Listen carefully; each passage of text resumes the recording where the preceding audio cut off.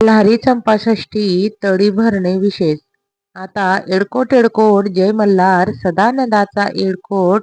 मी अगोदर व्हिडिओमध्ये तुम्हाला सांगितलंच होतं. अगोदरच्या व्हिडिओमध्ये मी तुम्हाला सर्व माहिती दिलेली होती की आपल्याला ज्याप्रमाणे देवीची नवरात्र असते त्याचप्रमाणे खंडेरावाची देखील नवरात्र असते. ही सगळी माहिती तुम्हाला मी अगोदर त्या व्हिडिओमध्ये दिली होती. आता आज आपण या व्हिडिओमध्ये बघणार आहोत की तळी कशी भरायची आहे, कसला नैवेद्य आपल्याला दाखवायचा आहे, त्या नैवेद्याचं काय करायचं आहे आणि 5 पाऊल आपल्याला कशी चालायची आहे, ही सगळी माहिती मी तुम्हाला या व्हिडिओमध्ये देणार आहे. म्हणून व्हिडिओ स्किप न करता तुम्ही व्हिडिओ पूर्ण बघा. अगोदर आपल्याला चंपाषष्ठीचे 6 दिवस इथं मी मल्हारी सप्तशतीचे पाठण म्हणजे पाठ केलेले आहेत. ग्रंथाचं वाचन इथं सामूहिक पद्धतीने आम्ही केलं आणि चंपाषष्ठीच्या दिवशी मग आम्ही इथं तळी भरण्याचा कार्यक्रम देखील केंद्रातच ठेवला. आणि तळी भरण्यासाठी आपल्याला बाजरीच्या भाकरींच्या 7 चाणक्या लागत असतात. छोट्या छोट्या बाजरीच्या भाकरी 4, त्याच्यावर वांग्याचं भरीत. आता तुम्हाला माहितीच असेल की वांग्याचं भरीत कसं बनवतो. आणि 5 पुरुष नाहीतर मुलं जरी असले तरी चालतात. अगोदर आपल्याला घटांना हलवून घ्यायचं आहे. ज्याप्रमाणे आपण देवीचे नवरात्रमध्ये घट हलवतो त्याचप्रमाणे इथं मी देखील छोट्याशा या मुलाला लावून घटाच हलवून घेतले आहे. त्यानंतर आपल्याला एका पाटावर घोंगडी ठेवायची असते आणि त्याच्यावर एक ताम्हाण घ्यायची. ताम्हाणमध्ये अष्टदल काढायचा असतो. तो भंडाऱ्याच्या साहाय्याने किंवा हळदीच्या साहाय्याने. हळद भंडारा एकच आहे. अष्टदल काढून झाल्यावर त्याच्यावर जोड पाना ठेवून आपल्याला देव ठेवायचे आहेत.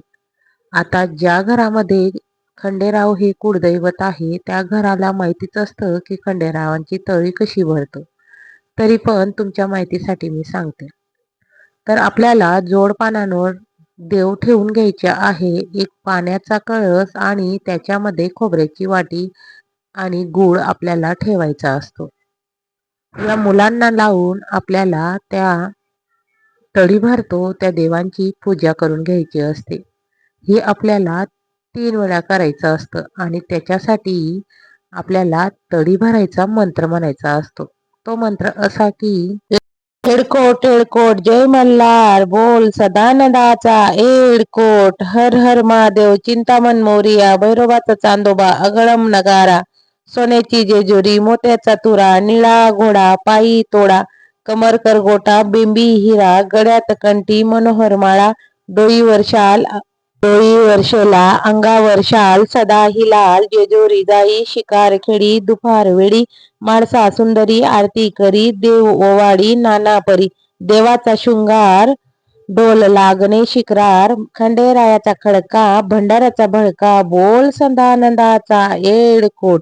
असं आपल्याला 3 वेळेस ही तमान खालीवर करून 3 वेळेस आपल्याला हा मंत्र म्हणायचा असतो. त्यानंतर दिवटी बुधलींची पूजा देखील आपण इथं केली आहे आणि जी खोबऱ्याची वाटी ठेवली होती त्या वाटीला भंडारा वाहून तिचे बारीक तुकडे करून घ्यायचे आहे. म्हणजेच हा तो भंडाऱ्यामध्ये मिक्स केलेलं खोबरं हाच जेजुरीचा प्रसाद असतो.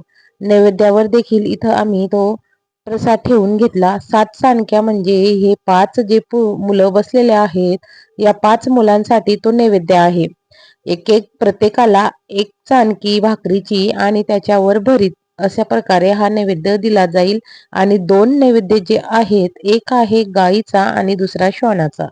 म्हणजेच एक गाईचा आणि कुत्र्याचा. अशा प्रकारे आपल्याला हे तळी भरायचा कार्यक्रम करायचा असतो.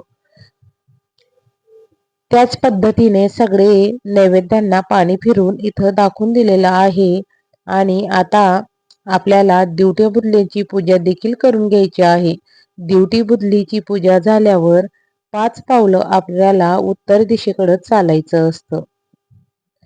ते असं आहे की आपण जेव्हा केव्हा तळी भरतो त्यावेळेस आपल्याला देवांना घेऊन उत्तर दिशेला म्हणजेच खंडेरायाच्या त्या दिशेला आपल्याला चालून या भंडाऱ्याचा प्रसाद उधळायचा असतो. आणि 5 पाऊल म्हणजेच दिवटी बुधली घेऊन आपल्याला जेजुरी गडाकडे चालायचं असतं.